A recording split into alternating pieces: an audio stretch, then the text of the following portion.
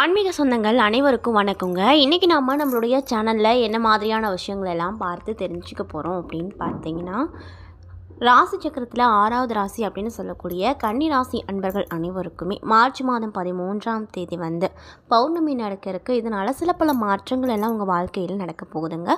அந்த விஷயங்கள்லாம் என்ன, மேலும் நீங்கள் இந்த காலகட்டத்தில் என்ன மாதிரியான விஷயங்களை முக்கியமாக செய்யணும், செய்யக்கூடாது, அது மட்டும் இல்லாமல் கிரகங்களின் அமைப்பின்படி என்னென்ன விதமான சிறப்பான பலனெல்லாம் நீங்கள் அடைய போகிறீங்க அப்படிங்கிறத பற்றி தாங்க நம்ம இன்றைக்கி இந்த வீடியோ பதிவின் மூலியமாக முழுமையாக பார்க்க போகிறோம்.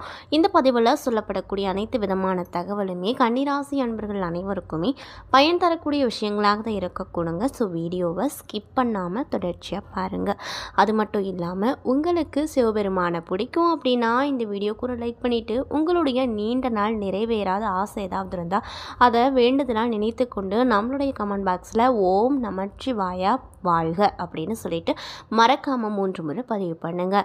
நீங்கள் இந்த சமயம் அந்த சிவபெருமானை நினைத்து இப்படி ஒரு விஷயம் செய்யும்போது கண்டிப்பாக நீங்கள் இந்த விஷயம்லாம் நடக்கணும் அப்படின்னு சொல்லி வேண்டுதலாக நினைத்தீங்களோ அந்த விஷயங்கள் அனைத்துமே சிவபெருமான் நிச்சயமாக நடத்தி கொடுப்பாரு. ஸோ நம்பிக்கையோட இந்த ஒரு விஷயத்தை பண்ணி பாருங்கள். மேலும் இது போன்ற ஆன்மீக தகவல்கள் அனைத்தையும் நீங்கள் உடனடியாக பார்த்து தெரிஞ்சுக்கணும் அப்படின்னு ஆசைப்பட்டால் நம்மளுடைய முருகன் ஆஸ்ட்ரோ சேனலை மறக்காமல் சப்ஸ்கிரைப் பண்ணிடுங்க.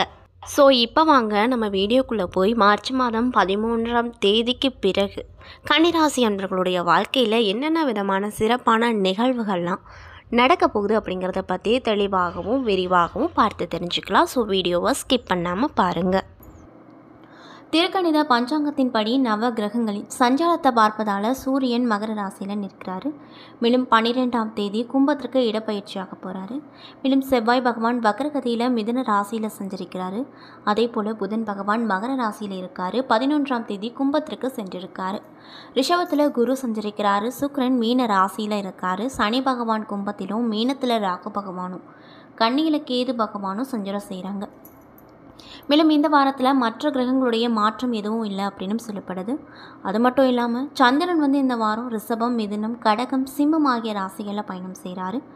துலாம், விருச்சகம், தனுசு, மகரம் ஆகிய ராசிக்காரங்களுக்கு சந்திராஷ்டமம் இருப்பதால் நீங்கள் இந்த காலகட்டத்தில் ரொம்ப கவனமாக இருக்கணும் அப்படின்னு சொல்லப்படுதுங்க. மேலும் இந்த வாரம் கிரகங்களின் சஞ்சாரம் மற்றும் கூட்டணி பார்வைகளால் இந்த 18ஆம் தேதி வரைக்கும் உங்கள் வாழ்க்கையில் என்ன விதமான மாற்றங்கள் எல்லாம் நடக்க போகுது அப்படிங்கிறத பற்றி தெளிவாகவும் விரிவாகவும் அந்த பதிவில் பார்க்கலாங்க. ஸோ வீடியோவை ஸ்கிப் பண்ணாமல் பாருங்கள். அறிவுத்திறனை அள்ளி தரக்கூடிய புதன் பகவானை அதிபதியாக பெற்றிருக்கக்கூடிய ராசி அன்பர்கள் தான் கன்னிராசி அன்பர்கள். மேலும் சூரிய பகவான் இந்த காலகட்டத்தில் உங்கள் ராசிக்கு 5 மற்றும் 6ஆம் இடத்துல அமர்றாரு. இதனால் அவர் உங்களுக்கு என்ன விதமான பலனை கொடுப்பாருன்னு பார்த்தீங்கன்னா, முதலாளிகளின் அன்பை பெறுவது கடினமான ஒரு விஷயமா இருக்கும். ஆகவே அர்ப்பணிப்பு உணர்வோடு வேலை பார்க்க வேண்டும் அப்படின்னு சொல்கிறாங்க. மேலும் அலட்சியமாக இருந்தீங்க அப்படின்னா சிலர் வேலை இழக்க வேண்டிய அபாயமும் ஏற்பட போகும். சந்திர பகவானுடைய நகர்வால் சில நன்மைகள் நடந்தாலுமே குடும்பத்தில் இருந்து வந்த குழப்பங்கள் தீர்வது அப்படிங்கிறது கடினமான ஒரு விஷயமாக தான் இருக்கும். ஆகவே நீங்கள் கோபத்தை தூக்கி எறிந்துவிட்டு இல்லற வாழ்க்கையில் மகிழ்ச்சியை நிலைநாட்ட பாடுபடுவீங்க. அதே போல் செவ்வாய் பகவான் இந்த காலகட்டத்தில் உங்கள் ராசிக்கு 10வது இடத்துல அமர்றாரு. இதனால் தாயார் வழியில் மருத்துவ செலவுகள் வரக்கூடும். நீங்கள் எதிர்பார்த்த காரியம் நண்பர்கள் மூலமாக நிறைவேறும். தொழிலுக்கு தேவையான உதவிகள் நிறையவே கிடைக்கும். மேலும் புதன் பகவான் இந்த காலகட்டத்தில் உங்கள் ராசிக்கு 5 மற்றும் 6ஆம் இடத்தில் அமர்றாரு. இதனால் வியாபாரத்தை பெருக்குவதற்காக புத்திசாலித்தனமாக நல்ல முடிவு எடுப்பீங்க. அதன் மூலமாக நிறைவான வருமானம் பெறுவீங்க. இதனால் ரொம்பவே மன மகிழ்ச்சியோடு நீங்கள் காணப்படுவீங்க. அதில் எந்த ஒரு மாற்று கருத்தும் இல்லை அப்படின்னு சொல்கிறாங்க. மேலும் குரு பகவான் இந்த காலகட்டத்தில் உங்கள் ராசிக்கு 9வது இடத்துல அமர்றாரு. இதனால் நினைத்த காரியங்கள் சுலபத்தில் நடக்காது, ஏதாவது தடங்கள் ஏற்படும். மேலும் சுக்கிர பகவான் இந்த காலகட்டத்தில் உங்கள் ராசிக்கு 7வது இடத்துல அமர்றாரு. இதனால் சுப நிகழ்ச்சிகளால் வீட்டில் இன்பம் பொங்கும். கணவன் மனைவி உறவில் இருந்து வந்த பிணக்கங்கள் அனைத்தும் நீங்கும். பிள்ளைகளால் பெருமை உண்டாகும். மேலும் சனி பகவான் இந்த காலகட்டத்தில் உங்கள் ராசிக்கு 6வது இடத்துல அமர்றாரு. இதனால் அவர் உங்களுக்கு என்ன விதமான நற்பலன்கள்லாம் கொடுப்பாரு அப்படின்னு பார்த்தீங்கன்னா, குடும்ப செலவுக்காக கடன் வாங்க வேண்டிய நிலை உண்டாகும். திட்டமிட்டு செலவு செய்யவில்லை அப்படின்னா பணத்தட்டுப்பாடு பாடாய்ப்படுத்தும். மேலும் ராகு பகவான் இந்த காலகட்டத்தில் உங்கள் ராசிக்கு 7ஆம் இடத்துல அமர்றாரு. இதனால் திருமண நிகழ்ச்சிகள் தள்ளி போகும். கேது ராசியிலே இருப்பதால் அளந்து பேசுங்க, இல்லை அப்படின்னா அவஸ்தைப்படுவீங்க அப்படின்னு சொல்கிறாங்க.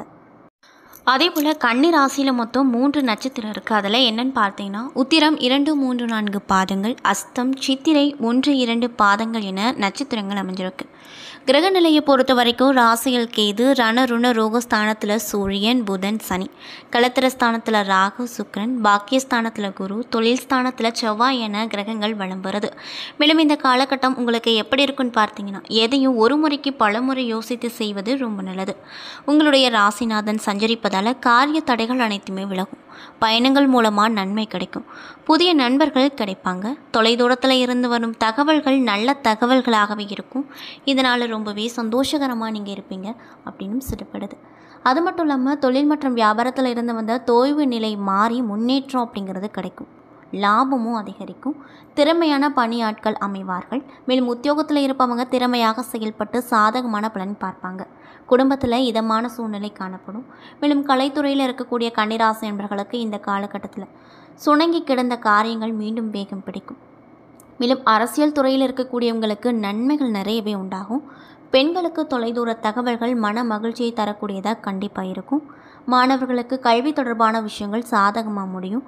அது மட்டும் இல்லாமல் இந்த காலகட்டத்தில் உங்களுக்கு திறமைகள் அனைத்தும் வெளிப்படும் அப்படின்னு சொல்கிறாங்க. மேலும் நீங்கள் என்ன மாதிரி விஷயங்களை இந்த காலகட்டத்தில் பரிகாரமாக செய்யணும் அப்படின்னு பார்த்தீங்கன்னா, வாராகியை வணங்க எல்லா நன்மைகளும் உண்டாகும். உங்களுக்கு இருக்கக்கூடிய குறைகள் அனைத்தும் நீங்கும் அப்படின்னு சொல்கிறாங்க. ஸோ கன்னிராசி அன்பர்கள் யாராவது இந்த பதிவை பார்த்துட்ருக்கீங்க அப்படின்னா, தொடர்ச்சியாக வாராகி அம்மனை பிரார்த்தனை செய்து வாங்க. கண்டிப்பாக நல்ல பலன் உங்களுக்கு அந்த அம்மன் நிச்சயமாக கொடுப்பாங்க. அது மட்டும் இல்லாமல் பொருளாதார வசதி நல்லபடியாகவே இருக்கும். வார பிற்பகுதிக்கு மேலே சிறிய அளவில் உடல்நல பாதிப்பு, அதன் காரணமாக மருத்துவ செலவுகள் வரக்கூடும். திருமணத்திற்கு காத்து கொண்டிருப்பவர்களுக்கு நல்ல வரன் அமைந்து மகிழ்ச்சியை கொடுக்கும். மேலும் வாகனத்தில் செல்லும்போது கவனம் தேவைங்க. அலுவலகத்தில் உங்களுடைய பணிகளின் கூடுதல் கவனம் தேவை. உங்களுடைய வேலைகளை மற்றவர்களிடம் ஒப்படைக்காமல் நீங்களே செய்தீங்க அப்படின்னா சிக்கலை தவிர்த்து கொள்ளலாம். மேலும் வியாபாரத்தில் கடுமையாக பாடுபட வேண்டியிருக்கும். அதற்கேற்ற போல் ஆதாயமும் கிடைக்கும். அப்படிங்கிறனால உற்சாகமாக நீங்கள் அந்த வேலையை செய்து முடிப்பீங்க. மேலும் குடும்பத்தை நிர்வகிக்கக்கூடிய பெண்களுக்கு இந்த காலகட்டம் மற்றவர்களிடம் கவனமாக பேசுவது அவசியமான ஒரு விஷயமாக பார்க்கப்படுது. மேலும் வேலைக்கு செல்லும் பெண்களுக்கு சற்று மனசோர்வு உண்டாகும். மேலும் உங்களுக்கு அதிர்ஷ்டம் தரக்கூடிய நாட்கள் என்னன்னு பார்த்தீங்கன்னா 11, 14. அதிர்ஷ்டம் தரக்கூடிய எண்கள் 5, 9. வழிபட வேண்டிய தெய்வம் சிவபெருமான் அப்படின்னு சொல்கிறாங்க.